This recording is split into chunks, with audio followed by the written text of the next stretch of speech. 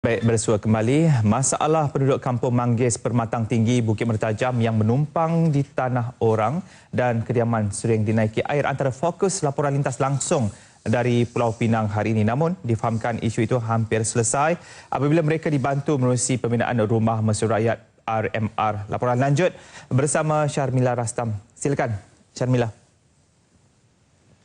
Terima kasih Suhaimi Mohamed di Angkasa Puri. Assalamualaikum dan salam sejahtera.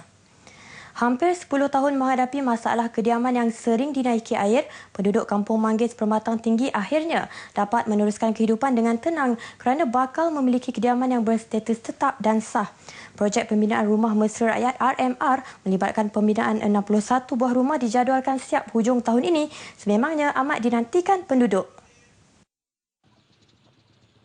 Menurut penduduk, kampung mereka sering dilanda banjir apabila hujan lebat berikutan lokasinya terletak di kawasan rendah. Namun mereka tiada pilihan untuk berpindah ke kawasan lain memandangkan ia diduduki sejak generasi moyang dahulu. Justeru pembinaan RMR menerusi kerjasama Syarikat Perumahan Negara Berhad SPNB dan Kementerian Kemajuan Luar Bandar dan Wilayah amat melegakan mereka. Setiap unit rumah berharga RM65,000 mempunyai 3 bilik tidur dan 2 bilik air ditawarkan secara sewa beli dengan kadar bayaran balik sebanyak RM150 sebulan selama 25 tahun. Tapi hari ini saya rasa cukup gembira. Cukup gembira pasal apa?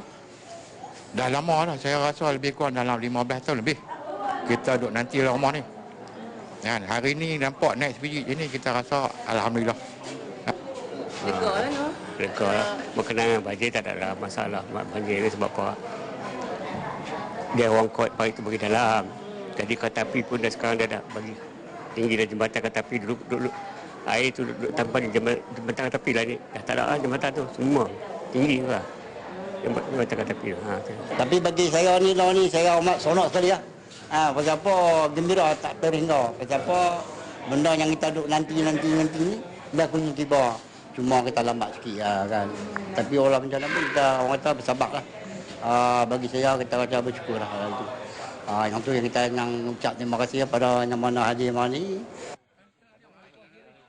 Pengerusi Majlis Tindakan Persekutuan Negeri Pulau Pinang, Datuk Sri Zainal Abidin Osman berkata pihaknya lega setelah sekian lama berusaha menyelesaikan masalah yang dihadapi penduduk berkenaan.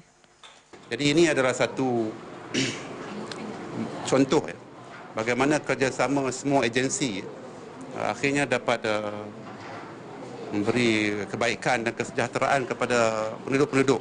Mereka akan dapat rumah satu macam banglo, bukan rumah teres, bukan semedi. Ia rumah yang sebiji-sebiji daripada SPNB dalam satu kawasan seperti taman dengan infrastruktur yang baik, jalan yang baik, sistem longkang parit yang seperti taman, dan semua ini dibuat hasil daripada kerajaan persekutuan dan kerajaan negeri dahulu. Dan kerajaan buat ini kerana apa? Desakan penduduk tempatan melalui JKK dan UMNO bahagian. Ini adalah satu proses yang panjang. Beliau ditemui selepas meninjau projek penyusunan semula Kampung Manggis. Projek ini dimulakan pada 2011 dan tertangguh berikutan banyak masalah antaranya kelulusan teknikal, faktor tanah dan agensi serta pihak berkuasa yang terlibat. Kementerian Kemajuan Luar Bandar dan Wilayah memperuntukkan RM2 juta bagi kerja mengenal pasti tapak, sementara SPNB memperuntukkan sebanyak RM4.8 juta untuk kos pembinaan selain tambahan daripada kerajaan pusat RM1.5 juta.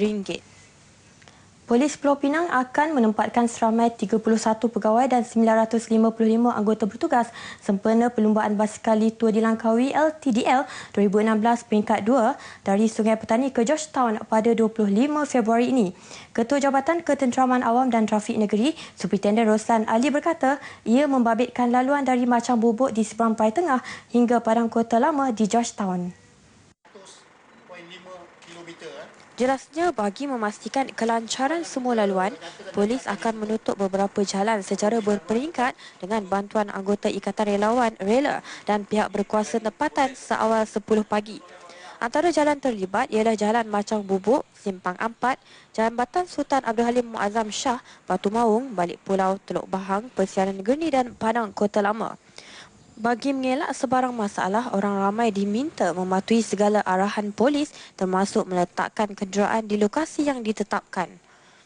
Mana dia punya penanda dia, yang mana bawa bendera hijau tu, mana penumpang semua telah melepasi laluan di kawasan berkenaan lah. Apabila saja yang bawa bendera hijau tu dia melepasi je kawasan tersebut, automatik lepas tu jalan tu akan dibuka. Dijangka 10,000 pengunjung menghadiri perlumbaan peringkat 2 nanti. Pelibatan secara aktif Persatuan Ibu Bapa dan Guru PIBG Sekolah Menengah Kebangsaan Desa Munyi Sungai Dua Pulau Pinang dalam program peningkatan kecemerlangan pelajar berjaya meningkatkan prestasi pelajar sekolah tersebut. Tidak menafikan bantuan yang diberikan oleh kerajaan, Pengetua SMK Desa Murni Bahudin Hashim turut menggalakkan PIBG untuk mencari dana sendiri bagi membiayai program-program tersebut. Mengambil contoh, program Basikal Ton yang mula dianjurkan pada tahun lepas berjaya mengutip dana yang diperlukan untuk menjayakan pelbagai aktiviti akademik, kurikulum dan pembangunan keceriaan sekolah. Program melibatkan pelajar, guru dan ibu bapa. Oleh kerana kita pelajar-pelajar kita ni daripada latar belakang yang berbeza, ada yang miskin dan sebagainya, jadi sekolah bersama-sama dengan Jawatankuasa PIBG melancarkan tabung dana supaya dapat membiayai program-program kecemerlangan. Jadi tidak sahaja kita agihkan kepada akademik, kita juga akan melibatkan bidang-bidang lain, pembangunan sasiah, kemudian kurikulum sukan permainan dan kemudian prasarana sekali. Bersyukur kerana kita dapat mengadakan program Basketon, di mana dengan program Basketon ni kita dapat menampung dana-dana untuk keperluan sekolah. Jadi untuk makluman Basketon ini adalah program kali kedua. Pada tahun lepas kita ada menjalankan program Basketon dan hasil kutipan kita sebanyak RM12,000. Jadi kita berhasrat dengan cara mendapat dana ni, jadi kita dapat meneruskanlah program Basketon ni untuk acara tahunan. Majlis pelancaran program Basikal Ton dan Jaya Waris SMK Desa Murni dilancarkan oleh Ahli Parlimen Tasik Kelugor Datuk Syabuddin Yahya. Tahun ini, pihak sekolah menyasarkan untuk mengumpul kira-kira RM20,000. Sekian dahulu laporan dari Pulau Mutiara. Kembali kepada Syahmi Muhammad untuk paparan seterusnya di Angkasa Puri. Assalamualaikum dan salam sejahtera.